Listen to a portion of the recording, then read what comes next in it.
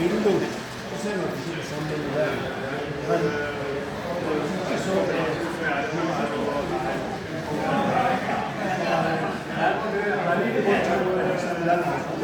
skjønner at denne så du i dag, og den andre så du om 14 dager.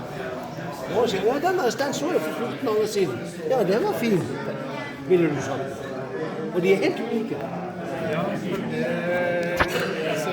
kjenner igjen. Det skjønte hva det var med en gang, men det var ikke det som var... For derfor jeg sa det må være, at det var en annen enn var bildet av.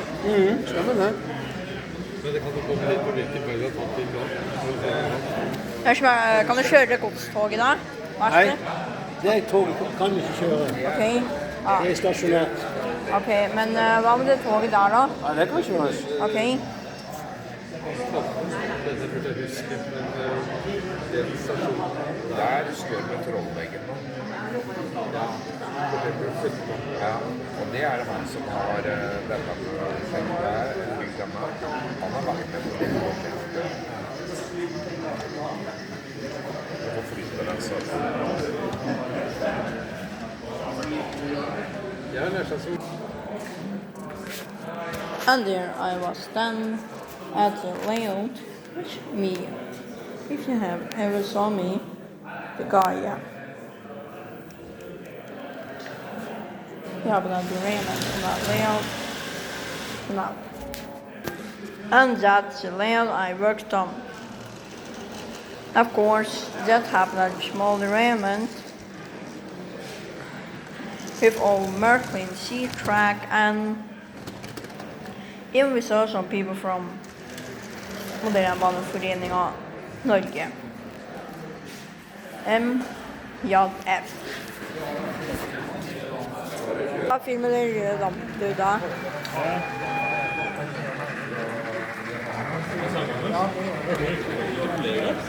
Norwegian. Sebastian, egentlig. Det er Styrman.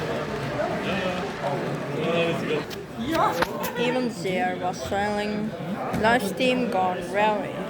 But these trains are super expensive, so it will be cost a bit good money. In Norge Rundt, which was appeared in 2003, a called in Denmark.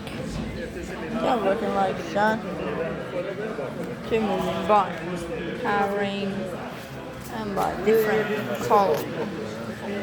You got to get a little money, you'll buy for just one car.